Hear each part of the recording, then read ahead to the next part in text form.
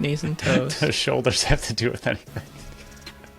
Because of what you did to my bold prediction. Yes, I'm taking this too far, but I don't care.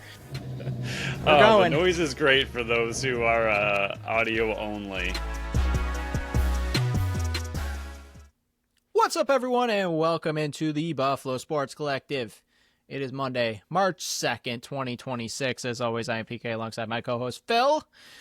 Episode 418. Remember, you can follow us on Facebook, Instagram, Threads, and TikTok at Buffalo Sports Collective, and on X and Blue Sky at Buffalo Sports Co. Don't forget to follow our channel wherever you listen to podcasts. Check out our website at buffalosportscollective.com. Check out Phil's article tomorrow on Tuesday. It's going to be a doozy because we got Double Bandits to talk about. And look for time breakdowns in the description of the show.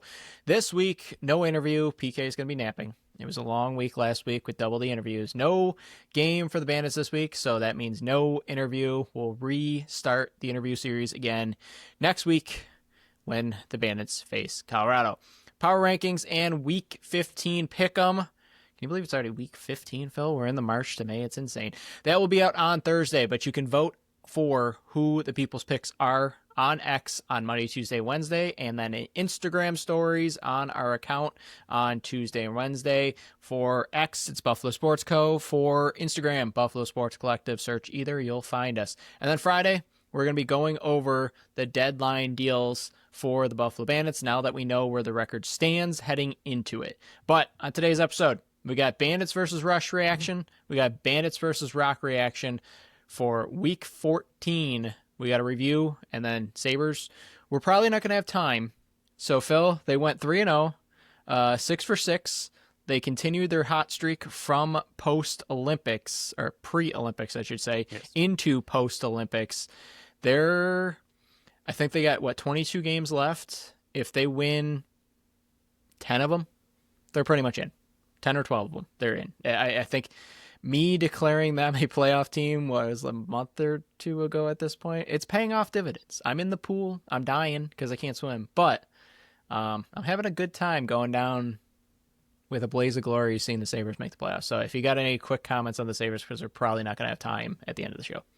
Yeah, insane. First off, I think we were worried. I think everyone was a little bit worried about how they would react coming off the Olympic break after they got that first win. I was like, okay, you got that off your back. Like, you're back in the flow of things. You got to win. You didn't start with a loss. That's huge.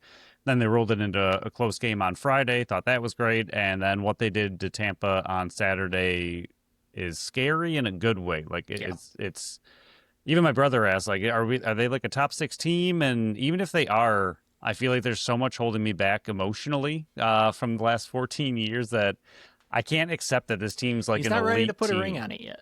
He's not ready to commit. Right. I think they'll make playoffs. I think we're good there at this point. I do agree with you, unless there's some monumental collapse, but I don't see it happening at this point. But considering them like a truly elite team in the NHL, like emotionally, I can't do it. It's just so much holding me back over the last few years that I cannot put that stamp on it. They might deserve it, but emotionally, I can't get there. That they went from a really bad year to all of a sudden being like, oh, everything worked. And again, Kevin Adams is like, guys, what the heck happened? Other than that, the power play is still a humongous joke. If they want to do anything in the playoffs, please get it fixed at some point. We've been asking for the entire season, and they haven't done anything. So hopefully at some point, headed into playoffs, they can do something about the gosh darn power play. Yeah, the NHL deadline is on Friday, so hopefully they make a move before then. I'm not even talking about a major move because bringing in a major move would be questionable based on how they're playing right now, but just some depth pieces, maybe another depth defenseman. I know Metz is playing unbelievable. I don't think he's been on the ice for a 5-on-5 goal against since October 26th, I think it was. Wow. October 26th or 28th or something like that. But they definitely need more depth behind him just for the playoff push. They need someone eating minutes is the problem. Yeah, too many minutes. But if you're listening to this and you're not watching us on YouTube, you won't see my Quest to 9 counter, and I'm going to be using that a couple times here. I might as well go out of your chair. Yeah, we're going to be. You're going to see. I'm just wearing sweatpants and slippers because it's cold up here. But you're going to see the lower half of PK real quick.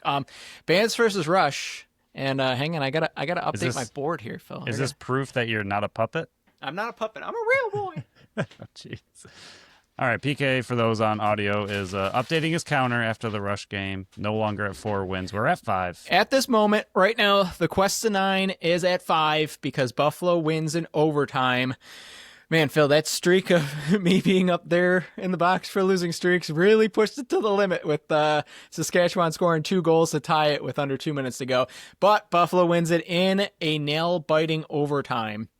It was unbelievable what we were watching. Like, if you take off your Bandits hat and just put it to the side there, that was an insane lacrosse game. That was unbelievable. McKay had 4, Nanacoke and Bucky had 2, Byrne, Priolo, and Scanlon each had 1. Vince, we've been asking for it. Playoff Mad Vince arrived in grand fashion, 43 of 53 saves. Shots were 53 to 48 in favor of Sask, 20 to 4 in the faceoffs for Sask. They went 1 for 3 on the power play. Buffalo went 2 for 3. So that ended up being the difference in this one. Buffalo led 5 to 2 after 1, 8 to 4 at half, 10 to 7 after 3, and Sask scored 2 goals in the final minute 30 to tie it, to send it to overtime until Josh Byrne said, "Hey, me and Dane haven't scored yet. We might as well put 1 on the board," and ends it in epic fashion on an unbelievable pick set by an injured Ian McKay.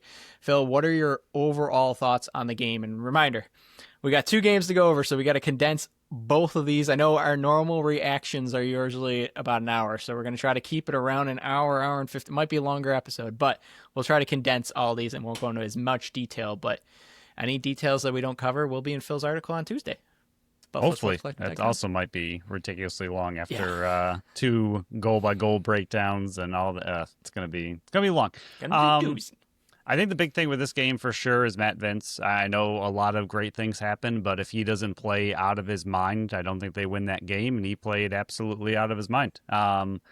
He looked incredible. Like, even after the final goal went in, seeing the amount of players that ran to him to like pick him up and be like, "Hey, we got to win. Like, this is huge." And just giving him credit for everything he did in that game and overtime, all the breakaways, like everything that happened.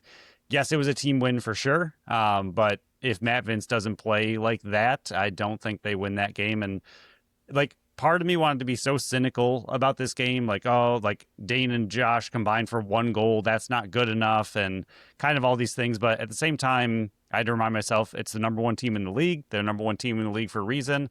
And it takes this kind of game to beat a team like that. Or were they on a 9-game win streak, I believe? Like, it's not an easy team to beat. So you need everything to click. Even if Dane and Josh are off, Ian McKay went off for 4 goals. Like, every little aspect of your game has to draw from one place or another. And you needed a Matt Vince absolutely out of his mind performance in order to win a game like this. So biggest thing was Vince for sure. Yeah, 9-game winning streak for Sask.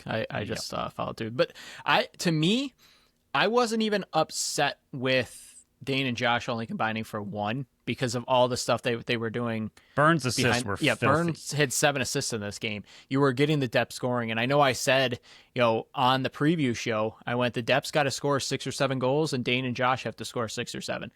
The defense and Matt Vince were locking it down so much that the depth put in 10 goals. Dane and Josh combined for 1, and you still walked out the door for victorious. So instead of me looking at that going like you were going to say, cynical, I think this is a positive that you got this much depth scoring, and it proved. I honestly believe that if Ian McKay doesn't go down, I think they put up the 13 or 14 goals. I think I thought they needed to score to beat Saskatchewan because that offense was rolling. And I know a bunch of people are going to say, that second half, they fell off a cliff again.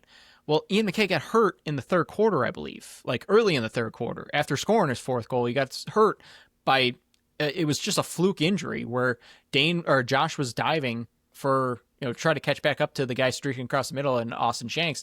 And he kind of just took out Ian McKay's ankle. So I truly believe that if Ian McKay doesn't go down and that offense wasn't running 5 guys plus a Mike McCannell out there the whole time, this offense would have put up 13, 14 goals, which I thought they would have needed to win this game. So I'm not even looking at the negative on the second half of the drought because, they went the whole 4th quarter without scoring. Yeah, but they ended up scoring when it mattered. 9 minutes left in the 3rd still is when he went down. Yeah, so if you just look at that, they were running 5 actual forwards the majority of the time, and no offense to Scanlon whatsoever, but he's more of a depth scorer than a number 2 on the left-hand side. They didn't have Benny or Nielsen dressed for that one. This was and I had it in my notes here. I was going, this is the best the offense has looked. I want to see them run 6 forwards again. And then Ian McKay gets hurt. I was like, well, that's probably why they don't run 6 forwards. But then on Saturday, which we'll go into, they ran 6 forwards again, and Scanlon get hurts, and I'm like, oh man, again, like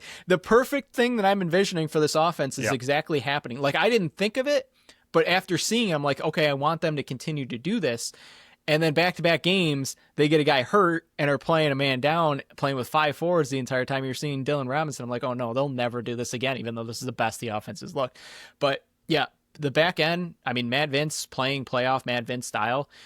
Yeah, they gave up 2 late goals, but they held the top scoring offense in the league, a team that came in 10-1 and was on a 9-game winning streak to 10 goals. That's like if you had told me 2 of them were fluky plays. Yeah, if you had told me going into that game Buffalo gives up 10 goals, I would have thought, okay, they lose 10-8. Like I really would have thought that the defense did enough. We were even saying in the last couple episodes, this team needs to hold opponents to under 10 goals to be able to win now. And the defense and Mad Vince did enough to do it, and the offense came through in the clutch. Again, I still think they would have scored more if Ian McKay doesn't go down, but that's a different story. But we'll dive into the offense here. I thought overall what we saw finally, I shouldn't even say finally, from the depth scoring that we've seen sporadically this season is the thing that gives me the most confidence moving forward because of also what we saw on Saturday, which we'll dive into. But I think they have something going for them. Like, fingers crossed, pray to any god that you know that Ian McKay's injury is not serious. I saw him in a boot on Saturday, but hopefully they use this bye to get him back and they run this 6-forward system again. I know it might scare them based on what we've seen, but I think, and even the players were saying in the press conference, it felt like they were, every once in a while they were getting tired because, you were pretty much taking every shift or every other shift, but you were able to get in the rhythm of it, and it was the same guys over and over and over. I think the 6-forward system, while it's a little bit risky, where you are in the standings, you have to be a little risky because right now they're in 9th spot. I know based on the website they're in the 8th, but Rochester currently has a tiebreaker, so they're actually in the 9th. But I loved what we saw from the offense on Friday night versus a very, very good Saskatchewan defense that is tough-nosed. What did we say? You had to get in front of the net and earn those power play opportunities. I thought Buffalo's offense was fantastic on Friday night, especially in the first half before Ian McKay goes down. Yeah, I think the 6 forwards, like you're saying, were huge. You could see that they were finally in a rhythm for one of the first times all year that like they had good plays, and against, like you said, one of the best defenses, one of the best goalies in the league right now. They made it look easy for a little bit there before everything kind of happened with Ian McKay, but for a while they looked really good, and even when they weren't scoring, they were getting really good opportunities where Shiliano was just coming up big with a good save, but still to be able to beat that defense and get that opportunity was really impressive.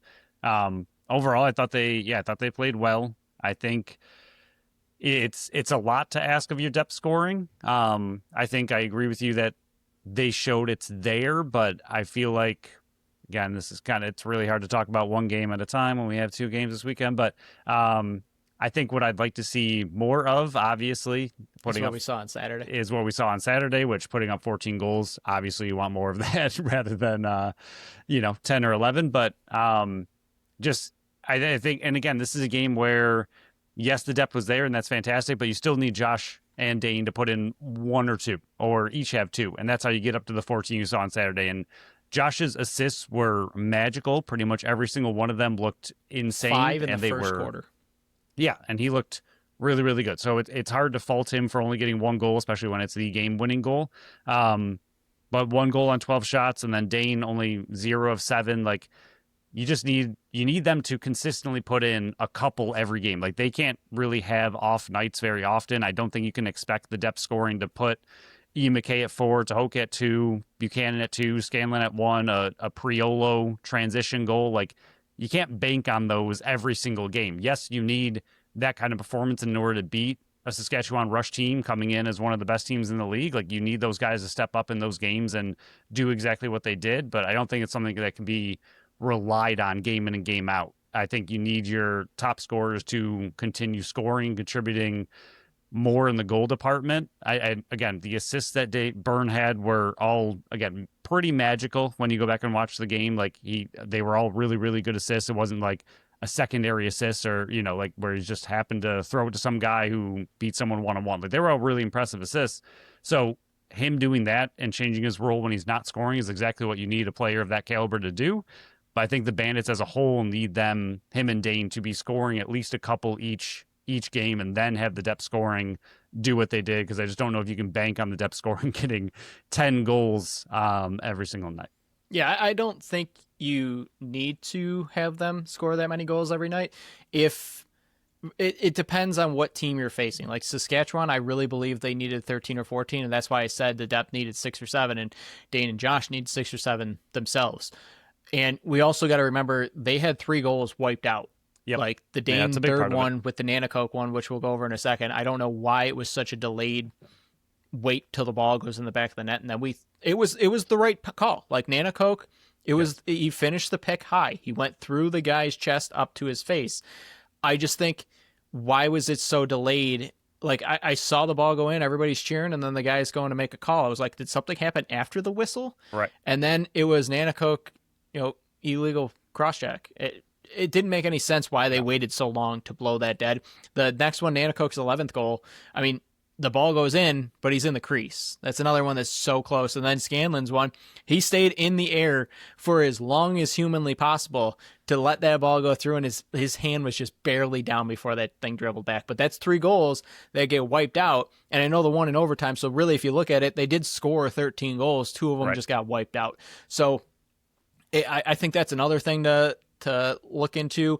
I mean, the injury to Ian McKay, I think, is the biggest talking point negatively about how long he's going to be out. I know he came back, but players in lacrosse are all adrenaline. Like as soon as he took off his shoe that night, his ankle probably blew up, because I saw him in a boot on Saturday on the bench. Hopefully that's just more a precaution than anything else, because they have a long bye week, but you need an Ian McKay down the stretch. And I know probably San Diego just scored. I saw your face. If you're watching YouTube, you can plug it right here. 7:58, San Diego just scored. But you're going to need him down the stretch. And if he's out for an extended period of time, and we'll go into Fridays to talk about this more, you're going to need to address that lefty forward even more, because I don't think Benesh is going to be able to step up into that role, and I don't believe Scanlon can either. You're going to need lefty scoring. But yeah, that's to me coming out of this is don't hear what negative. We're not saying. Like Scanlon is amazing in the role he plays. He's really, really good at what he does. The ability he has recently that I've seen with him, not only scooping up loose balls, but being able to go through 2 or 3 players. It's a freaking ping pong ball. Yeah, and he, like, I don't know, he cradles so quickly. Like, I don't know how you're ever supposed to get the ball out. He's like one hand on the stick, cradling like a monster. He's and a smaller Tohoku Nanacoke that can't get the ball out of his stick. It's insane. He's so quick. And so one again, of the moments, one of the moments to explain that is the massive cause turnover and loose ball battle between Bucky and Scanlon with 2:30 left to kill more of that clock. It was just insane. Like they were going the other way. Bucky knocked it loose and Scanlon came up with it, I believe. It's just those 2 little water bugs on both sides of the field. Yep. They're fantastic for the roles they're in. But if Ian McKay is down, you can't ask them to step up and be a player that they're not. It's just, you're going to need to get another lefty for it. Again, that's the only negative I have of this, besides like Dane and Josh not scoring more. But in the end, they didn't need to, because they got enough done. At that point, when you're sitting 4-6, I don't care how you're getting the wins. Well, right. I don't care how you're putting the ball in the back of the net. You just have to score 1 more than the opposing team.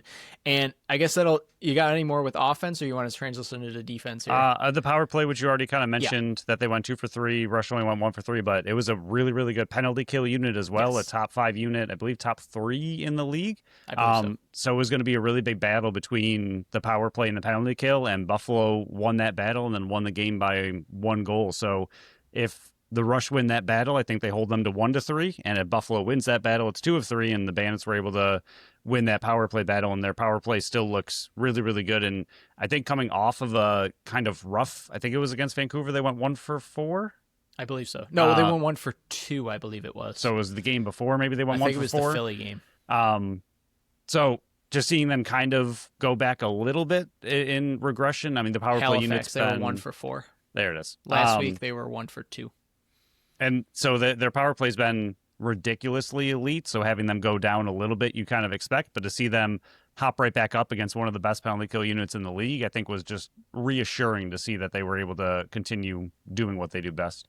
Yeah, and then the numbers on offense were also split pretty good. Righties 4, 7, and 11, 19 shots, 16 loose balls, 4 turnovers. For the lefties 6, 8, and 14, 22 shots on net, 9 loose balls, 7 turnovers. That's the offense that you kind of need, where it's split both sides, that both sides are producing perfectly. But we'll switch into the defense. I mean, pushing transition and keeping the shots from the outside for the first TV timeout, I thought the defense coming out hot. I think it was also of note to put in here that on the penalty kill, Desnu was in that low spot. Cam Wires was not. I personally like that situation, and it came out to help them as well because he caused one of the turnovers back there. I liked the addition of Mitch Desnu on the back end there. I think he adds an element that Cam Wires doesn't, because Cam Wires, when he's there, no shot at him whatsoever, because he had stepped into that role in his rookie year and kind of ran with it, and that's been his position ever since. I think having a Mitch Desnu back there, not just because I'm not saying that he's a smarter defender, but he's more aggressive and he knows the spots to be in, and he knows when to attack and when not to, where a lot of times Cam Wire's kind of just standing there being a pillar. Again, no shot at him because they've had a great penalty kill since then, but there's not saying that you can't improve it. I think having a Mitch Desnu next to him, where you have down there instead of him, where you have a Paul Dawson who also doesn't move, I think that's a key element there, where you have another guy. And I know having a Priolo, Weiss, and a Mitch Desnu out there is a bit of 3 wild cards. You can't really know exactly what to expect every time. But I do think that when the offense is struggling how it had been, I think adding another piece in there that can cause a turnover, bust the other way, and maybe get a shorthanded opportunity was maybe some of their reasoning behind putting a Mitch Desnu back there instead of a Cam Wires, just because I like the changeup. I don't know if you do. I like the changeup of having Mitch Desnu back there over Cam Wires. Again, no shot at what Cam Wires was doing. I just think that this might end up being an improvement over what was there. So you're going from a very good piece to a great piece on the penalty kill. Yeah, and Wires is still good, and obviously they need multiple units, so yes. I mean, it's not just like he completely replaces Wires and, he's not going anywhere. Like, Wires is still very valuable out there, especially on the penalty kill, but I did like you said, Desnu just adds a different element down low than just the two pillars standing there trying to block shots, and like you said, we've seen a lot of times Wires kind of gets caught between, do I attack the guy, do I block the shot, or what to do, and he's still a young player. Like, it's not that many years in, and that's kind of what he's been doing. Like you said, their penalty kill's been great with him doing exactly that, but I think Desnu does add something different. The rest of the defense, I honestly thought as a unit they looked really, really good. I liked everybody that was out there. I liked Belzer out there. I thought McCannell, it was one of his best games that I've seen, and I thought he played really well. And this is kind of going back to what we talked about the last game. I like McCannell out there a lot. I like Belzer out there a lot. I think both of them with Desnu, like having everybody kind of out there, which is just, at this point, like, their defense is oversaturated in a weird way. Like, now that they're healthy, I feel like they have too many good players, which is not a bad thing, especially with the trade deadline looming. We'll see what happens, but I thought McCannell was one of his best games, but I watched Belzer again very closely. I thought it was one of his best games. Desnu, I think, played off everybody really well. Nick Weiss has been quietly just a monster, matching Desnu and his loose balls, and I think they had pretty similar stat lines in that game overall. McCannell with 3 caused turnovers, and I feel like just the unit they had, and Priolo had a monster bounce-back game as well. He looked really good, so I think the unit they had out there could be an elite unit. Like, I feel like they're still trying to figure out what works best for this defense, but I feel like they're getting closer and closer to figuring out how this defense can be one of the best in the league. Yeah, the only negative I really have, and I'm not even really mad about the 2 last, minute 30 goals, but the one I had was the cause turnover and loose ball that Steve Priolo had was fantastic. But pull that ball out, man. Like, this is back-to-back weeks where we saw a defender kind of go rogue and try to take it upon themselves. There was about 1-ish left. Get the offense out there and kill more clock. Like, the time is more valuable than another goal to me. Like, And then I know if he would have scored there, that's perfect, but I would much rather have a Josh Byrne out there, a Dane Smith out there than a Steve Perillo trying to get to the net and score. I did not like that call whatsoever, especially after what we saw the week prior with Mitch DeSnoo doing the same thing. Like, those are the times where I look at it and just go, like, are they listening to what's happening? Are they being... I understand that you see the opening, but, like, a minute left, pull that ball out and kill more clock. Like, And then especially when you're on the... I believe that was still when they were on the penalty kill. Like, correct me if I'm wrong. Let me pull it up. But it just... I'm scrolling down. Sorry, I have to figure this out. I was looking at the wrong thing. It was not. It was not on the penalty kill. I apologize. But still, kill the clock. Like... And then he asked for the pass as well after Yeah. he had ran through the crease. Like, you're a veteran player. You know better to ask for a pass after you just ran through the crease. Like, you can't touch it. And as soon as he got it, they like blew it and just gave it right back to him. And same thing with DeSnoo again. He was in a really tough spot, so I'm trying not to blame him too much. But he got that huge cause turnover with the empty net, and he ran out of space into the boards and tried one hand shoveling it up to, I think it was Robinson maybe, and he just couldn't get it to him. And I feel like I'd have to go back and watch again if there were two players on him or just one, but I feel like I'd want him to... If I'm remembering. Yeah. So if there was two, then you're just trying to get the ball away from your team as much as possible and not turn back against your team. But that's the only thing I could have thought he could have done in that situation is maybe try to spin around, but they also had 6 guys out there, so you're going to get attacked really, really quickly because that's kind of their job. But he once again did the one-hand shovel forward, but heck of an interception to even get that in the first place. It was a really good cause turnover. But I don't really have too many other negatives, but I thought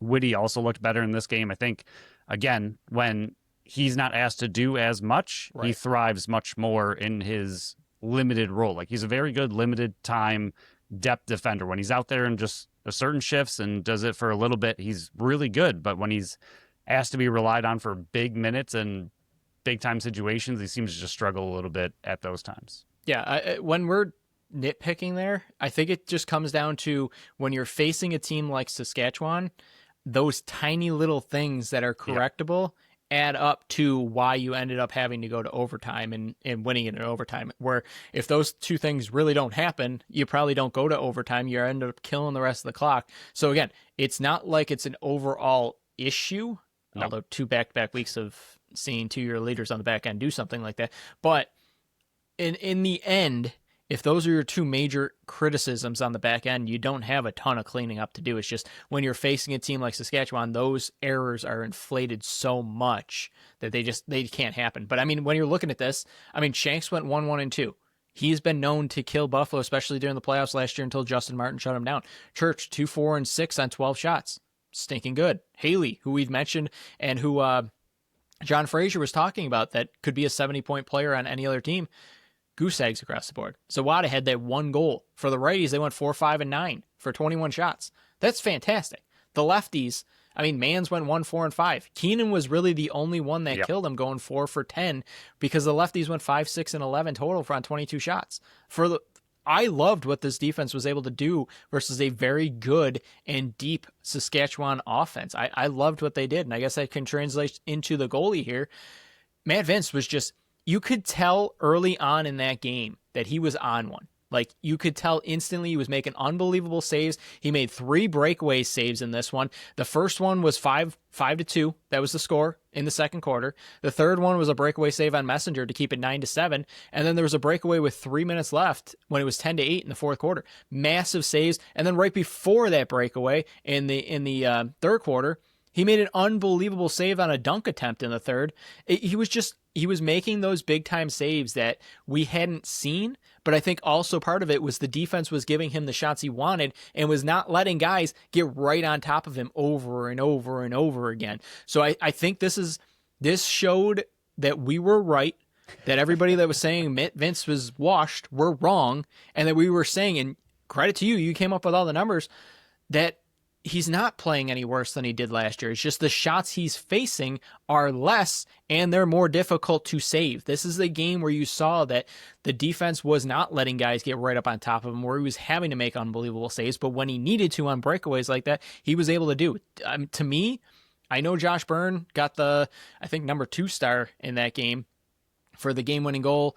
I don't think enough people were talking about what Matt Vince's performance was in this game, because if it was not for him, Buffalo does not win this game. And that's what we've been saying for a long time with this offense struggling. Not saying that they struggle in this one. Don't hear what I'm not saying.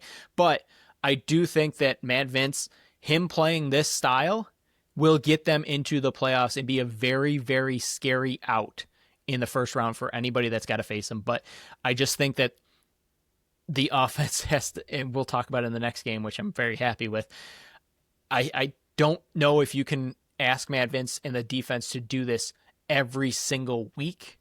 Yep. Because they're going to wear down. They're the oldest team in the league. But seeing this out of Matt Vince gave me a nice pat on the back that you and I are right about what we're seeing from him, and that everybody that's saying like he's lost a step, he might have lost a tiny bit. The dude's 43. Come on. Like, he's played almost the more games than I think he has played more games, including the playoffs, than anybody else has ever played in lacrosse. You're going to lose a step, but I still think that he has the capabilities when the defense is not letting players get right on top of him to be a top 5 goalie in this league, even at his age. Yeah, the second quarter, right before McKay's goal, there was a breakaway save, and on the next possession, the Bandits went down and scored. That's a 2-goal swing right there. And again, now hindsight's 2020, but you see the end of the game. If he lets that in, the Bandits don't score, that could be the game. And there were multiple times. There was another one, again, second quarter, Nanakoke scored on the power play, and then the defense had a breakdown, and Vince, I think on maybe either the next possession or one shortly after, was able to stuff Keenan right in front of the net. And again, it's like, I think it was Pat Gregoire said, it's not just the saves he's making, it's the timeliness of the saves. Like, yes, he's still being able to make big saves, but the Bandits will score and then he'll get a huge save, or he'll get a huge save and then the Bandits score. It's the timeliness of the saves to make sure that the Rush couldn't go on a run or couldn't answer immediately right back. Like, his saves he was making were huge, and then in overtime he had multiple big saves, and every single time I was horrified when the Rush had the ball and he was able to come up with the big save, and finally Byrne was able to end it. But yeah, if, again, we said it earlier, if he doesn't play the way he did in this game, I don't think they win. And it's not necessarily a knock on the offense or the defense. You're playing the best team in the league. Like, they're a really, really good team across the board. They don't really have any deficiencies as the Saskatchewan Rush right now. You need this kind of game across the board from your team in order to keep up with and beat a team like this. And Vince had to play out of his mind to do it, and so did the rest of the team. So, like, it's saying that if Vince didn't play like this, the team would lose isn't necessarily a negative when you're going against the best team in the league. It's just they're that good for a reason. So we'll go over the 10 goals real quick. I know we're more than halfway through the episode, allegedly.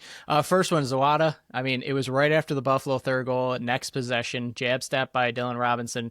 He got beat bad. Priolo almost got there for the backside help, but he couldn't get there. It was 3-1 Buffalo at that point. Hossack in transition. Priolo was super slow to get across. It beats Matt Vince 4-2. If you want to talk any more about these ones, stop me. Number 3, Keenan. He uses the pick by Dawson, who once again can't keep up.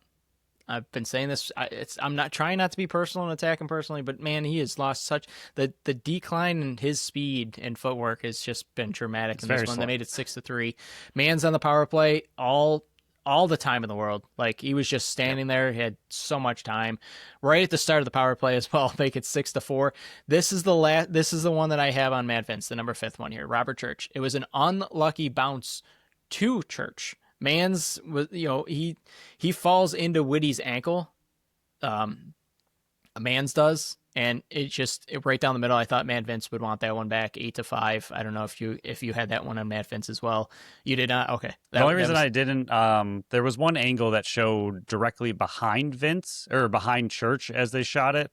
Originally, I did, but you can see that Vince has no idea where that ball is coming. Like, it's a really, really good shot, but I think Whitty completely blocked Vince, and from behind, I don't think Vince saw the shot at all. So, and then where it was placed was just near perfect. Again, from certain angles, you're like, yeah, Vince, why didn't you pull that off? But I think the one angle showed that it was really, I don't think he saw it coming in.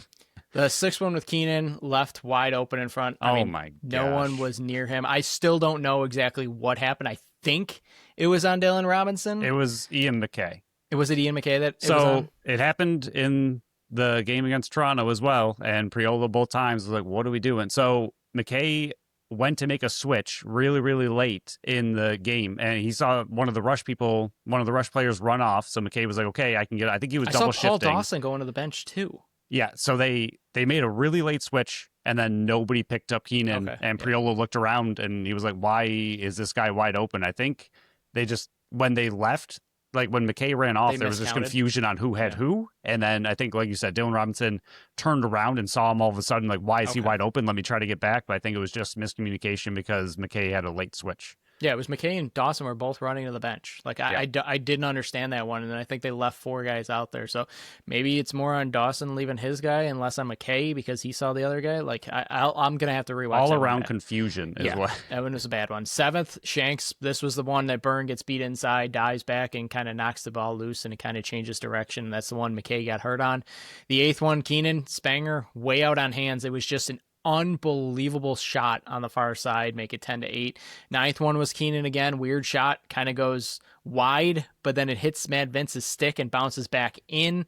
It was such a weird bounce back. It was like one of those ones that you're looking at it going like they're going to lose another one of these games that they just can't close out because of weird bounces like that. And then the 10th one blocked that one. Yeah. Which caused it to go wide into Vince's stick, and then Vince just throws it in his own net on accident. And then the church one, way out. That one squeaks through Mad Vince, makes it 10-10. I mean, when you're giving up 10 goals versus Saskatchewan, it's not bad whatsoever. It's Especially just a when couple weird bounces. A couple of them are squeakers. Yeah. But we'll wrap this one up.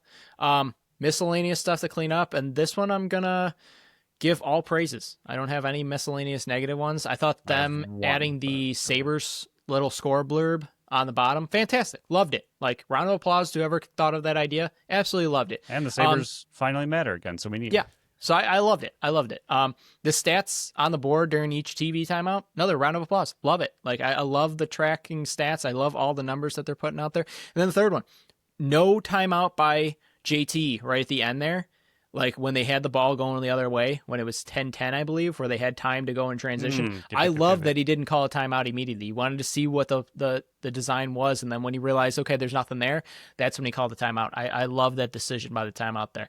I believe that was Weiss, right? Yeah, Weiss had the ball, yeah. I think if I remember watching Johnny, because I was waiting for the timeout, he was telling him, like, go, go, go. Like, if you got it, take it. And then it was good of Weiss to also pull up. Seal it and see, like, he didn't force it either. Like, he pulled out and saw that, like, okay, it's not there.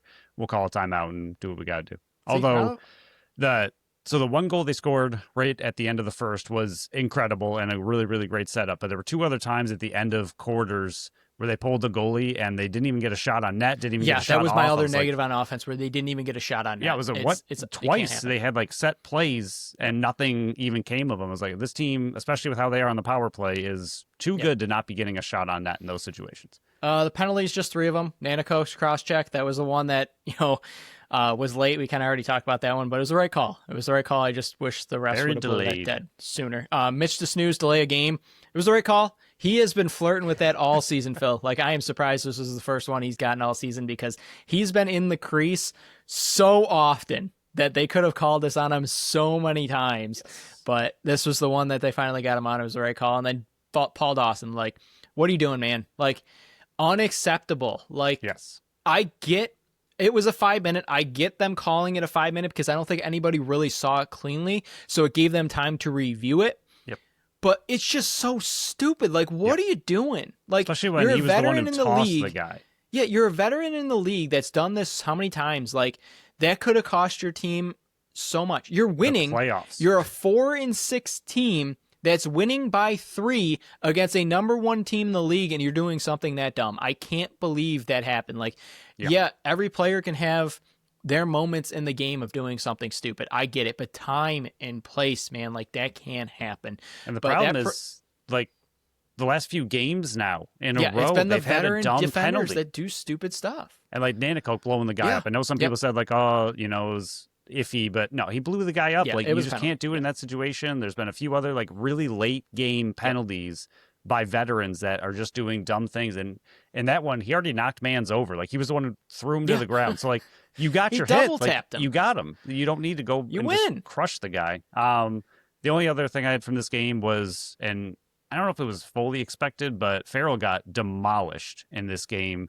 And toward the end, and I know we're running super long, but would you have put a defender to take those faceoffs at the very end of the game where you knew he's getting beat clean? Like Naso was just running full speed at the Buffalo defense. Like, I'm surprised they didn't go back and try to put a defender there. So if he gets beat, he's immediately on him or immediately ready to play defense.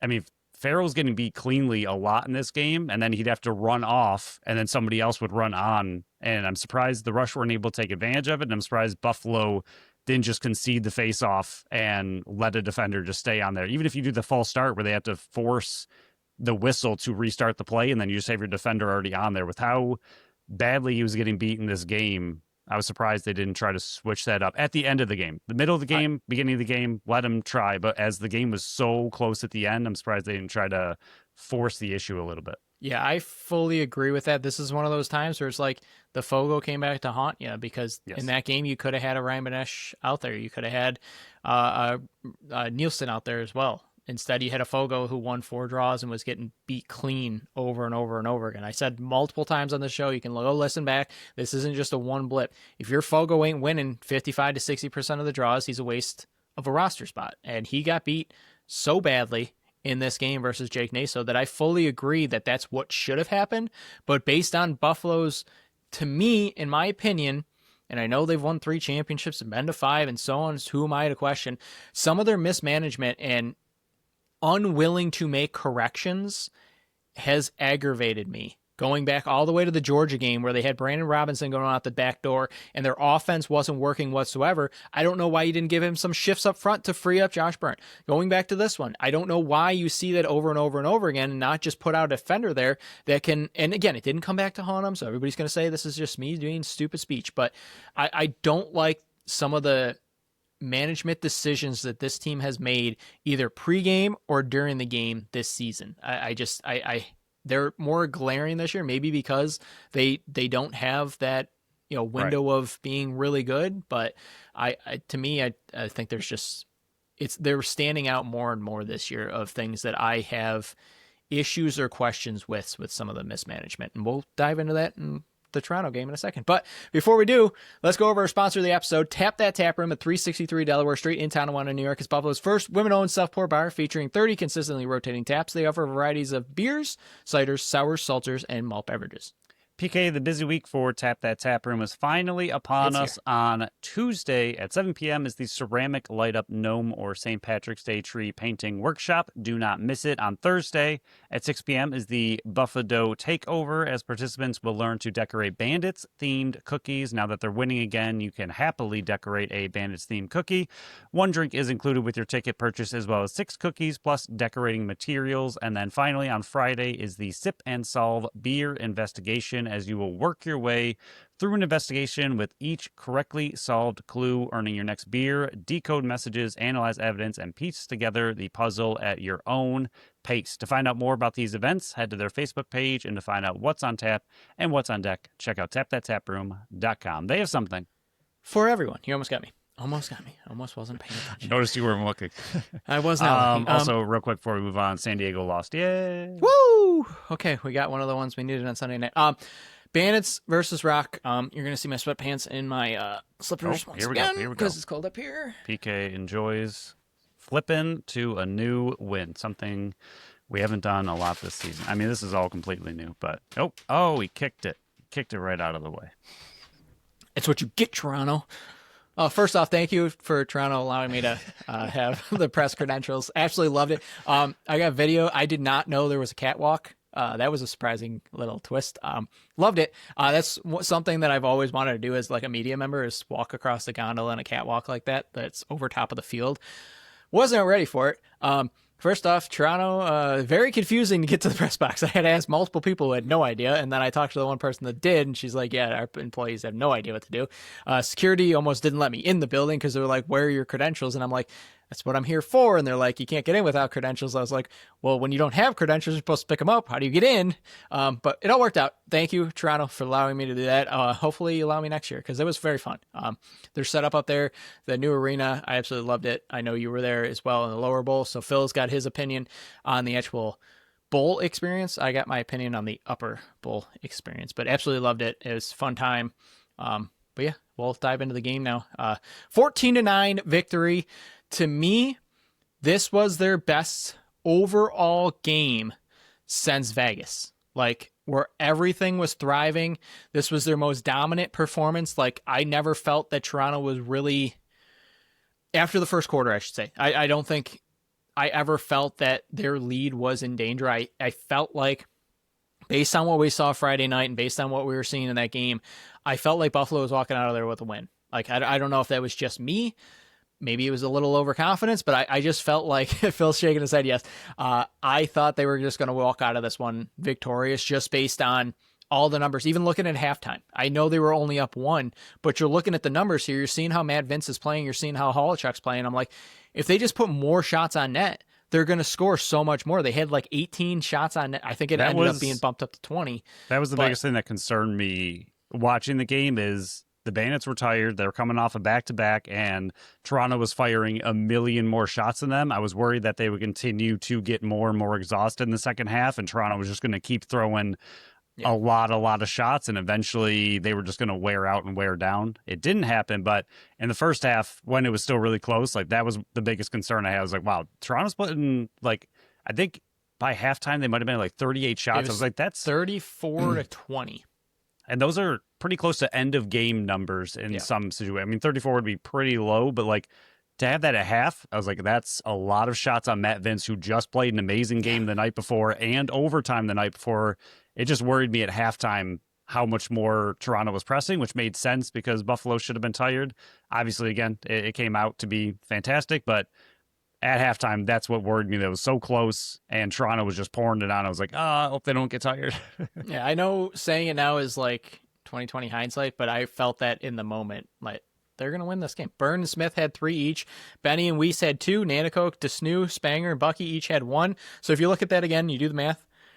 8 goals on the depth. You had 3 in transition, and you had 6 from your main guys. Like, that's flawless. Vince, 46-55 saves. Shots were 55-45 in favor of Toronto. Buffalo got outshot back-to-back games. 15-12 in face-off wins for Buffalo. Both teams were 2 for 3 on the power play. It was 3-3 after 1, 6-5 at half Buffalo, 9-7 after 3 for Buffalo. But really, I thought this was the best the offense had looked by far, and you didn't even have an Ian McKay in this game. This is what your offense needs to look like to go on that run into the playoffs. And I know they're sitting 6-6. You need 3 more to get to 99. I get that. And now that they beat Saskatchewan, and like everybody was so hyped up about Saskatchewan, like everybody's so winning. I'm like, I don't want to downplay this, but they need to beat Toronto. Like, if you do not beat Toronto, this Saskatchewan win means nothing, because I don't think they're catching Saskatchewan. Even if they beat them, I don't think that they can catch Saskatchewan. They can catch Toronto. Like, they can. And that's why this game was so much more important. And that's why them walking out with a 14-9 win over a team that you're not facing again. So you have the head-to-head that you're chasing. This was the biggest win that they needed all season long. And that's why it's so massive. But I mean, really, it came down to, in the first half, it was quality over quantity when it came to shot selection. They were beating Holochuk. I saw Dane Smith, his natural hat trick right there. I think it was on 3 consecutive shots. The last 2, I thought he saw something in Holochuk that he was not able to get to that side. Like, you saw both those goals go from Holochuk's left to his right, so their right to his left, and he was able to beat them both times with a quick stick. I mean, I thought this offense was fantastic. Nanticoke scored the first goal of the game. I'm going to have to go back and see. I think he's scored the first goal of the game like 4 or 5 times this season so far. But, I mean, top to bottom, this was a fantastic win, and I know the last couple goals kind of put it further out of reach to make it look worse than it was, but I'm saying it, I'm being completely honest. I really felt good about this game after seeing what they did in the first and second quarter. Yeah, the shots concerned me. I was just worried about them getting tired because they just played a deep overtime game, and especially Scanlon left in the second at some point. Scanlon left, and McKay wasn't there. Like, you just know, like, everything was just adding up to they're going to be extremely exhausted. They just came off an overtime win. Yes, it was a win, but like, this looks rough for going up against a team that's home and didn't just play a game. Like, I was just worried that they would wear out. They didn't. But overall, I thought they looked like the better team. Toronto, to me, and from where I was in my seats, I have some positives and negatives about that arena. I think the seats are great. Sound system is horrendous. So I found out further information on that. Apparently, they had a concert there recently and blew out one of the speakers. Oh no! Apparently, the beginning of the season, it sounded great. Okay. I just guess they haven't fixed it since the concert. I'll give them a pass. Because that was rough. Like, even the one where they threw the challenge flag right at the end, I know since we're on this topic, they threw the challenge flag at the end. I had no idea what the ref said. Zero. I just assumed I figured it out. And but it was like, very I even important had to to ask multiple people. Yeah, So- it was. God, that sound system was awful. And in the beginning, were you there for the high pitch? Just like, Yes. oh God, Yes. my ears were bleeding. Oh, And then the ridiculously quiet intro video that nobody even knew was on pretty much. I was like, what is happening? Is it on? Like, you could hear everyone's conversations over the intro video at the start of the game. I was like, what is going on? Only other negative is the high school basketball game shot clock reset. I was like, what? Yeah. Can we get an updated buzzer here? I think is ancient. Overall, though, the arena was really nice. The seats are really nice. It was a good atmosphere. For the most part, I don't really have a lot of complaints. Just the sound system was the biggest one. Before I could see and where I was sitting, Toronto didn't look good. Like, I thought Toronto looked like a bad team. I don't think they are a bad team. And I think they've had some really good wins. They've had some good plays, but they looked bad. They did not look like they were ready for some reason. I don't know. It just didn't look like a good team out there. And that made me feel pretty good after the first half. But very back and forth game. Again, I think Matt Vince kept them in it with all the shots he was saving. I think the defense was giving him pretty good looks for the most part, but when they weren't, he was still coming up with those big saves after having played a game really, really late the night before. Like, he's not showing his age as far as that goes. I think he had 2 back-to-back incredible games. For the weekend, he had an 82.4 save percentage for a guy who's, 40 plus and just had back-to-back wins. Like, he doesn't look old. He looks fantastic. But overall, I thought it was a good win by Buffalo. Yeah, and this is one of the comments that I made, and I received a little bit of backlash on it by saying, like, I think this Toronto defense can be exposed because I do not think they're as good as they have been in the past. And that was more saying, like, I don't think they're as defensive savvy as they had been in the past. I think they're more athletic and quicker with this style of defense, but they didn't have Chris Corbeil. They didn't have Mitch Desnew. Like, they were missing some of the pieces back there that you had been known and accustomed to seeing back there. Even Shalon Rogers had been playing out the back door. Now he's a full-time forward. This is why I thought Buffalo, they could expose this defense, because I didn't think that this defense was as locked down. I think they were just quicker and more athletic than in prior years. Yeah, their cause turnovers were still really good for the game. Like, really and that goes good back for to the game, quicker and more athletic type of thing. So, but it also like exposes other parts of the game that are, like you said, flipped now that they're better at cause turnovers because they're quick and athletic, but it exposes other areas. Yeah, especially when you're going against a smart, good passing offense. I think that's what Buffalo exposed. That those passes were unbelievable. Like the Benny, the power play goal, the 8th one, the passing was insane. The one that went from Byrne to Bucky and then right across to Benny that just tapped it in. Like, I literally, like, as that play was happening, I was like, what are they doing? I was like, oh, that's what they're doing. Wow, heck of a play. I've never seen passing like that. Like, the passing in this one, the smarts on this one, this is why I thought that Buffalo's offense, and this isn't me like Buffalo versus Toronto, like blah, blah, blah, blah, blah. If anybody's listened to this show the past 5 years, Phil named me a Toronto lover in the past. Last year was the exception. I was back on it this year, but I'm not just saying this because it's Buffalo versus Toronto. I'm saying that I really thought Buffalo's offense was going to be able to expose Toronto's defense. I'm on record saying that on the last episode, and it ended up coming true. And when I'm right, I'm patting myself on the back because it doesn't happen very often. But I absolutely love this one. I will say, here's where I'm getting credit to Toronto. That save Holochuk made on Josh Byrne, where he had the wide open net, it was incredible. And I'm on Twitter. I'm like, somebody, like, they didn't show a replay of it in the arena. And I'm like, okay, somebody on Twitter's got to have this. Like, I'm waiting for it. And then Adam Levy comes to the rescue, finally posted. And then I retweeted. I was like, finally, I've been waiting for somebody to do it. It's insane. Like, that's got to be one of the goal saves of the year. It was unbelievable. The wide open net, and he comes out of nowhere just to Spider-Man that thing. But overall, I mean, you're looking at the offense spread out. This is exactly what you want to see. And then your main 2 guys with Josh Byrne going 3, 4, and 7, and Dane Smith going 3, 5, and 8. Fantastic. Like, this is how you get to 14 goals in a game. And if you look at it, Josh Byrne was 0-3-3 on 6 shots in the first half, and he was missing the net far more times than he was hitting it in this one. And then everything finally clicked in the second half.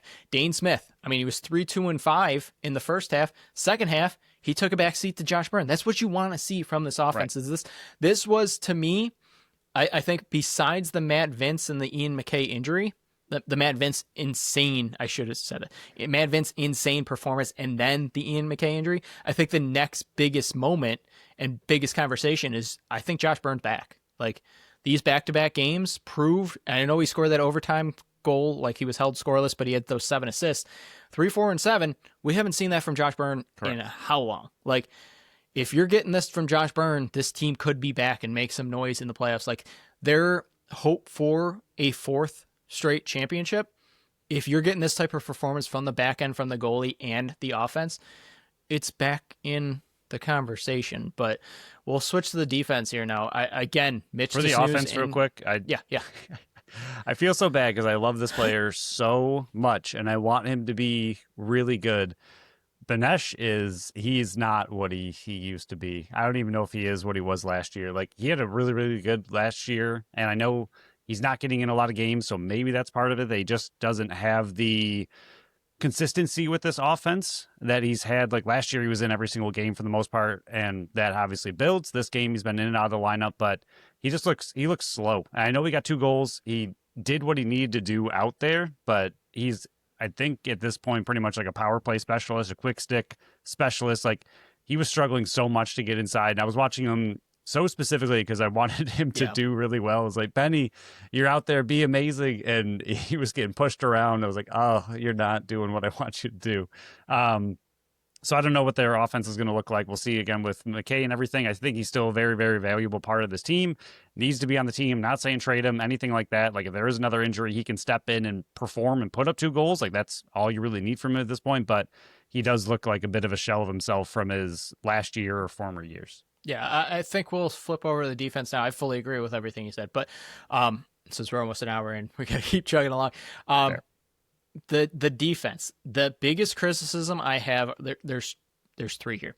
First one, they were not cleaning up the loose balls. They were giving way too many second chances, especially in the first half. This defense was to their offense, where it was like, when you're trying to do this kind of run, going back-to-back games, winning both to keep your season alive, you can't be allowing second chances in this game. And I thought they were allowing too many. They kind of cleaned it up in the second half. Second one, it goes back, and I'm sorry, I know your career is great, you're a future Hall of Famer.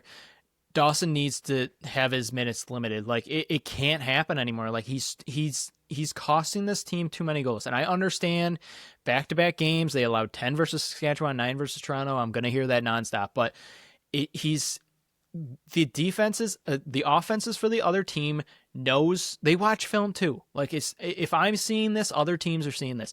They're able to isolate Paul Dawson way too much. They're getting the switches that they want, and they're exposing him on defense, and it's going to come back to haunt this team. It's going to. Like, he needs to have, if you're dead set on continuing to play him, he needs to be in a limited role. He can't be out there. You saw it in defense, or in overtime versus Saskatchewan. He's out there every single shift. It can't happen. Like, as good as he is on knowing where he needs to be, and I'm not even blaming him. Like, it's not his fault. His body just can't do what he needs to do anymore. It's just, not when somebody's got to do tough love, and I guess it's going to be me. Now, when there's like Kirsten Hiltz and these extremely young, fast players who are just sprinting around, like, I mean, no one is, it's tough for anybody to keep up with them, let alone somebody toward the end of their career. The last one, and I know I'm going to get in trouble for doing all this. Somebody's going to come on here and just go, like, you're a hater or whatever. I didn't, and this isn't a shot at Carter Coffey. I thought he had a very good game, only 1 loose ball, but I didn't notice him out there. And that's a good thing. He reminded me of like Taylor Dooley, where he's just doing his job and I didn't really notice him. I had a problem with the decision to put him in the biggest game of the year, where if you lose this, your season's in massive jeopardy. Like, I know you beat Saskatchewan. I've already said it multiple times. If you lose to Toronto, your season's in big Even time. Dietrich, we heard on the broadcast against the Rush, Ashley he was saying that go he was 2-0. quoted, if they go 1-1, it's the same as 0-2. Yes. Like, it's not good enough, and they're going to have to sell. So this, like, even the team knew, and Dietrich knew, and everybody knew, like, you have to go 2-0, and the more important game is Toronto. So I did not like the decision. I don't understand it when you have a healthy Zach Belter, who just came off back-to-back games where I thought he's played some of the best lacrosse we've seen from him in his entire career. The decision to start Carter Coffey over Zach Belter. I didn't understand it. Yeah, came back. It worked. Cool. You scored 9 goals. They scored 9 goals against you. But it goes back to what I said on what I was talking about with the Rush game. I don't like some of the management decisions this team has done this year. Like, I flat out don't. If you want to argue this team's been to 5 straight and won 3 championships, good. I've given you credit for that. I'm allowed to question some of these management decisions that you're making because I believe that they're wrong. Like, cool. If it ends up coming back and I got egg on my face again like Ian McKay, sure, whatever. I've said stupid things on this show before. I'm probably going to continue to say stupid things. It just, I didn't understand it. Like, again, this is no shot at Carter Coffey. I thought he played a very solid game and I didn't notice him out there. But it could have easily went the other way, where he's out there, he got exposed versus a Toronto team that you need to win. You just mentioned it. Your own general manager, who's also a coach on this team, said if you don't go 2-0, so let's give the 3rd-round rookie his first ever NL game and a must-win game. It just, I didn't understand it. I think it's still a bad decision. I still think it's a wrong decision, even though it didn't come back to haunt him. It's flat out there. But really, the only player that came back to haunt him was Mark Matthews. 4-3-7, turned back the clock. And from when I was saying 2 years ago where he completely pulled a Houdini in the playoffs and disappeared when Toronto needed him the most, he was the one that was trying to lead this team to a victory on Saturday night. Yeah, but like you said, I mean, Dowick went 0 for 12. Yep. Kirst 0 for 8. Hiltz 2 for 10. I mean, those are all numbers you're hoping for to see from this team. So they did exactly what we said they needed to do, was shut down the rookies and make the veterans beat you. And Mark Matthews beat you, but not enough. Yeah, pat on our backs. We came up with the philosophy. They listened to us, Phil. They listened to us. There was something else we did recently. Oh, yeah, it was Dawson. And Nick Weiss, again, one of his best games. Like, he's very underrated, I think, at this point. Like, I know a lot of people on the broadcast are saying he's having a great season. I feel like just because of what's happening with Buffalo and because Mitch DeSnoo's here, like, I feel like he's flown under the radar for how incredible of a season he is having. And for him to once again have a great game, even DeSnoo looked like he was fired up to play his old team. I didn't know how fired up he was going to be. It's always weird when they play their former team. Like, even Cloutier and Fraser, when they came to Buffalo, like, you've had all these moments, all these memories. Like, it's weird to play your old team. And I didn't know if DeSnoo was going to be angry at his old team, like fired up in that way, but there was a few times he was chirping at the bench and I was like, okay. And his goal looked really good. I think he was thrilled to score one against his old team, so he looked really good. Spanger even got his goal. Like, the transition, like you already mentioned, was through the roof in this game. They were pushing like crazy and finishing those pushes. Robinson on offense actually looked all right. I think he had one off the post on a good shot. I was like, he had one where he came right off the bench late and almost scored as well. Yeah, he got patted on the head for that one. For like a step in offensive player recovering for Scanlon, he looked all right up there. And overall, McKay should not have come back in the Rush game now, knowing that he's in a boot and everything. Again, adrenaline, the player's going to tell you he's fine and he needs to be out there, but McKay is so critical to this team. I feel like they should have held him out, especially when... I wonder if it was almost like, we can't make this worse kind of thing. Yeah. Even when he was out there, like, he was limping like crazy he was in that like Rush game. 40%. He looked horrible. But he set that pick that ended up being the game-winning goal. That's true. He did what he needed to do. We'll move over to the goalie here. I mean, Matt Vince, again, 30 of 35 saves in the first half. So unbelievable. Good. I mean, even the one he let in was I know it was 30 of 34, but I gave him 30 of 35 because of the penalty shot. I mean, that was just that was filthy by Challen Rogers, that goal by him. Like 20 dekes, and then he puts it backside. It was twister. 2 insane saves in the second quarter on the penalty kill. The first one, that cross post foot save that he made, I think on CJ Kirst, disgusting. Absolutely disgusting. And then the second one in the transition, we saw it for the second year in a row, the double pad stack to save it. It wasn't as like clean and crisp that we've seen from Dominic Hasek a couple of years ago, like 25 years ago. But last year's was. think it This was, one yeah. was the Yep. double stack, though. I mean, he Yep. was making big saves in the second to keep him in it. He was just phenomenal again, and we'll go through the goals again. I only had one on him again. And maybe we'll disagree on this one again. First one was Hiltz on the power play. I mean, it was right out of the TV timeout instantly. I mean, I believe they had Holochuk on the bench quickly up, and then it was instant goal. I mean, Dawson was, DeSnoo got pushed out of the way into Dawson and was wide open in front of the net. It was filthy. The second one on Matthews, this one I thought Vince would want back. I know Priolo gives way too much space, but making it 2-2, I thought Matt Vince would want that one back. That was the only one I had on him. Yep. Third one, Mark Matthews just uncovered in the middle on a change at the defensive end. Again, wide open again. I hated this decision again to go for a change. This made it 3-2 Toronto. Boucher on the fourth one. DeSnoo loses where Boucher is completely. Has no idea. He sneaks in behind him right over top of Matt Vince. Makes it 4-3 Toronto. Fifth one was Rogers. That was the filthy penalty shot. I mean, I don't blame Cam Wires for that one at all. Had to make it diving. Give him the chance to make the save on the penalty shot. I get that, and I don't blame that penalty whatsoever. Would have done the same thing myself. 6-1 Boucher off a second chance. Bodies Dylan Robinson down and pushed into the crease by Dawson.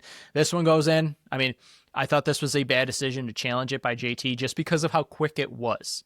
I think if they would have taken another second to do it, ended up not costing him, but I thought that was too quick of a flag throw by JT on that one. Seventh one, Mark Matthews fake shot gets Dawson to leave his feet. Again, this comes back to, this isn't Paul Dawson being too slow on this one. I think the other factor is he is so gung-ho on blocking shots that one came back to bite him. And Mark Matthews is like, if I fake the shot, he's going to go for the block and I can go right around him. Goes in and just dunks it. Wires can't get over and it's tied 7-7. Eighth one, Mark Matthews again. Priolo can't get through the screen. I mean, he has all the time in the world to make it 10-8, and then Hiltz on the power play alone right in the middle. Just absolute fire shot that shot was. That had to be going 130 miles an hour. I don't care if the radar says it differently. That was an insane shot. Yeah, I thought I agree with you on pretty much all of those. I thought Vince, again, for back-to-back games, one being overtime I think he went 89 of 108 in back-to-back nights for a guy that everybody thinks is washed and they need to move on from. He's still really, really good. And I think we did see a change in the defense. It did seem like they were collapsing a lot more. It did seem like they were packing it in a lot more and allowing the outside shots, which is why we saw a few more shots than normal. But they not listen as to many. Us, Phil. They're listening to us. Not as many dives through the crease, not as many, really in tight, difficult saves. Like, yes, Vince still had to come up huge multiple times in both games, still had to make the big saves, but less of them and more outside shots, which he likes to see, and we're able to save. So Vince overall had an incredible 2 games, and they needed these games really badly. And I think the second game, they really showed what this team could be when they put it all together. Yeah. Penalties real quick. Wires, illegal cross-check. I think that's what the call was. It was a good call. You got him in the head. Illegal substitution. Yep. Good call. Cam Wires checking from behind, meaning the penalty shot. Yep. Good call. The Weiss one. I didn't see it. They didn't show a replay of it, so I have no idea if it was a good penalty or not. But regardless, it was a bad penalty to take, in my opinion, if it really was a slash. But that's pretty much all I got for this game, I think. Overall, you're looking back at both of these games. We wanted them to win the Toronto one. If you won the Saskatchewan one, it gave you much bigger of a buffer. Like, it was fantastic if you were able to sweep it, but we weren't expecting it. You had to get the Toronto one. So even after them winning in Saskatchewan, like the high of highs, and then I'm telling everybody, yeah, that's great, but you need to bring it back down because you need to beat Toronto. Like, Toronto is the more important game in this one, and them to be able to buckle it down, not having an Ian McKay, having a rookie come in and make his debut, traveling to Hamilton against a team that you're only seeing once. This was a fantastic weekend by them, and it translates into our next episode of they have to be buyers, Phil. Like, they have to. Yep. And listening to the press conference where it was 2 individual guys, like Josh Byrne spoke first. Ian McKay spoke first, and then Josh Byrne spoke last, and Matt Vince was in the middle. And I think that summed it up perfectly because it's not like they were listening to each other. Ian McKay and Josh Byrne both said in the press conference, like, this isn't good enough. Like, and they said these 3 guys in particular, they said Matt Vince, Paul Dawson, and Kyle Buchanan didn't come back for this. So if you need to dig down deep and win it for somebody, win it for those 3 because they could be at home spending time with their families. They could be spending time with their kids. They're missing time with those their loved ones to do this. And this ain't why they came back. And this is what we've been saying, like, this ain't good enough for them coming back too. And they were able to buckle it down, winning 2 massive games this weekend, not just saving their season, but making them buyers at the deadline that they have to go out and acquire somebody, because you can't just sit on this. Like, you can't just sit on the possibly last year of those 3 guys. You can't just sit on the potential of, taking a year away from Dane Smith and a Josh Byrne and not wasting it, but you know what I mean? Like, not doing everything you can do to get that 4th championship. And this is not me being greedy whatsoever. If they were sitting 1-1, I would still be saying that they need to go add somebody if they beat Toronto. 0-2, be a different story. I'd be saying, okay, now it's time to look at this. It was a great run, but let's retool so we can get back in the position. This is not me being overly greedy. This is me saying, like, this is the team that we thought they could be. This is the team that we saw the first 4 games of the season. They need to go add a piece. And just of note, Joe Rezateris didn't play in game 2 over the weekend. And also him, keeping him healthy. Even for themselves, like, I think they just proved, like, again, it was overtime, but you proved that you can beat the Rush. They're the number 1 team in the league. Like, you went out and proved, okay, if we make playoffs, can we actually make a run? And yes, you can beat the number 1 team currently in the league. You were close against Vancouver, and honestly, I don't think either of us would say they played well against Vancouver, and yet they were still within 2 goals in that one. So you just played 2 of the best teams in the league. You beat one of them, hung with the other one during a bad game, and then Toronto is a decent team, and you just imposed your will against them and were able to beat them and look like a good team again. So not only for them to be buyers because you won 2 games, but I think they proved to themselves in that locker room, like, hey, we're still here. We can still beat these teams. We can still hang with the top teams in the league. And they just put I don't think either of us are overly jumping on the bandwagon. This team's back. They're going to be the number 1 team in the league the rest of the way. They're not losing ever again or anything like that. But you proved that, hey, we're still a very good team. We're still a top team in this league. And I think more than anything, they proved it within their own locker room that, yes, we can still do this. They gave them a shot to add a piece and go on this run here. Yes. That's what they did. But, I mean, the only other thing, I got to eat my words because on the Friday show, I know we're going really long. The one thing that I got to walk back when Dietrich said, yeah, I think the last 2 games prove that we're still in it. And I was like, what are you talking about? Like, that's just a stupid comment to make. This weekend might have proved that he was right and I was wrong on that one. So see, even when I'm wrong, I eat my words. I am He's a little closer to the team than we are. Yeah, a little bit. From what I was seeing, you were dead wrong. But yeah, this weekend kind of proved that it's pretty stinking good. Putting up 14 goals when you don't have Ian McKay in the lineup. All I got to say is Ian McKay and Clay Scanlon, please, for the love of God, be healthy, both of you. Some milestones did happen, not as many as I was hoping. Some of them came close. Dane Smith is now past Colin Doyle for 5th place in assists. He is past Callum Crawford for points for 8th. Cal Buchanan is tied now with Chris Kluche for 8th place in Bandits history in points. Mitch Desnew goes up and over and passes Kevin Brownell for 10th place in loose balls. Steve Priolo is over 1,500 loose balls. Cam Wires does it, and 200 loose balls. Josh Byrne over 500 loose balls. And Kyle Buchanan gets exactly 400 assists. Connor Farrell over 1,000 faceoff wins. And Dane Smith and Josh Byrne still without a cause turnover from me.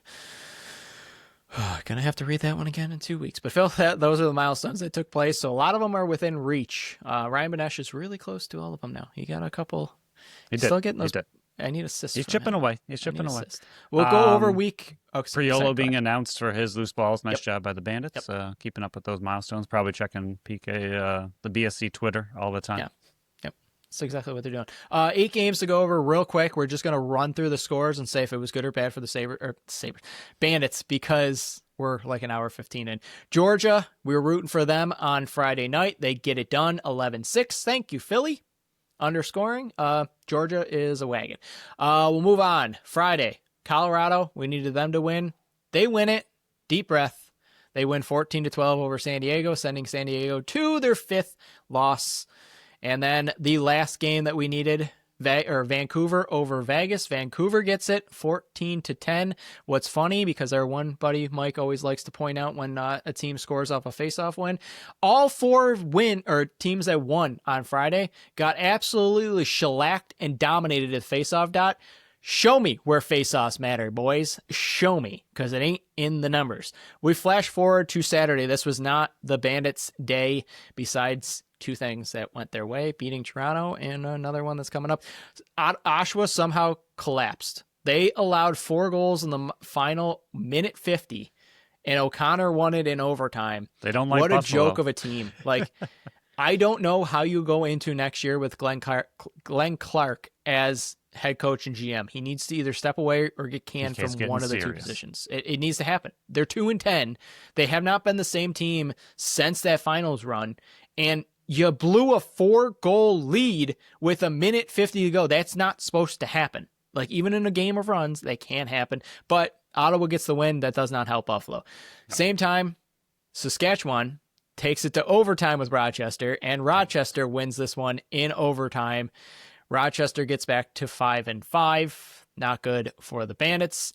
The one game that did go to the Bandits' way was Philly beating Georgia 9-5. Damoud shut Georgia's offense down in the second half. Imagine being Dobson, allowing 9 goals, and you lost to Philly. But Philly, congrats on getting the win and under 10 goals. You gave me a 12-goal buffer with 6 games to go. Love you guys. Saturday, Halifax gets the big victory over Calgary, 14-10 to quote-unquote save their season. And then Vancouver, like Phil mentioned, I don't have the score in front of me if you do. Vancouver gets the win over San Diego to send them to 6-6. Thank you.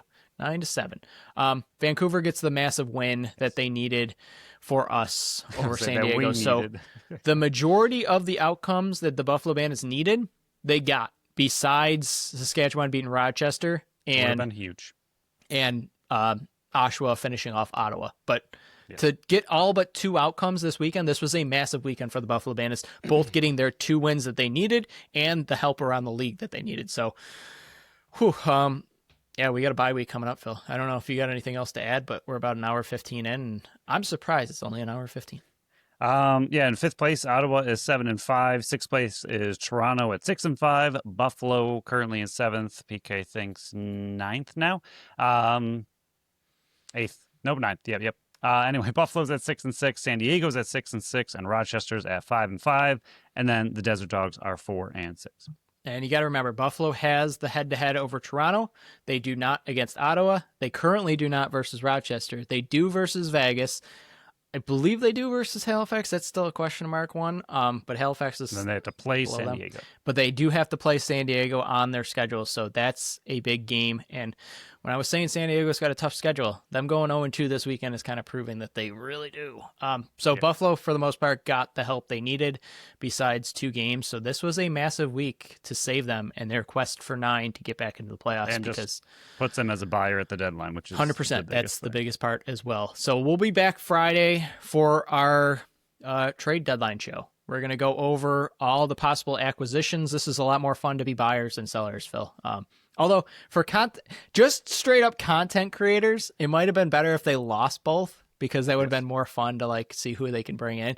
But them going 2-0, I guess we'll sacrifice and be buyers at the deadline. But we'll be buyers. Look who's possibly selling at the trade deadline. Look who they could possibly acquire and bring in to help Buffalo on their quest to getting into the playoffs.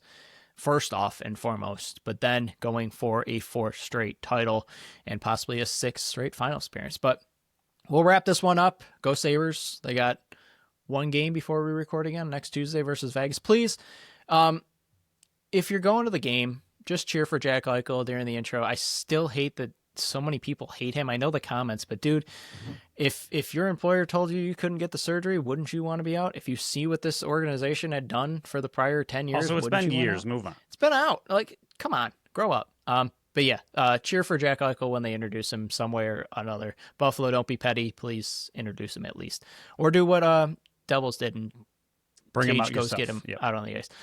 But yeah, that wraps up everything. Good luck and go Sabres. I guess we'll talk to you then. Maybe there'll even be a Bandits trade before we even talk. They like to do things on Tuesday anyway. Or a Sabres trade. Sabres deadline is on Friday, so maybe we'll have something to talk about on the Friday show. But Phil, that wraps up this one. We'll shut it down on a very long episode, but thank God this is the only double show or double game weekend in the regular season. Maybe when we get into the playoffs, there'll be a double, but that means they got to advance to the second round. We will wrap this one up by thanking everyone for listening to another episode of the Buffalo Sports Collective. Thank you to Tap That Tap Room for sponsoring this episode and this podcast. Follow us on Facebook, Instagram, Threads, and TikTok at Buffalo Sports Collective, and on X and Blue Sky at Buffalo Sports Co. Check out Phil's article on the website at buffalosportscollective.com on Tuesday. It's going to be a lengthy one. He's ready to get his fingers typing. Follow our channel wherever you listen to podcasts. Look at YouTube if you want to see the Quest 9 counter. Leave us a review on Apple and Spotify. And until next time,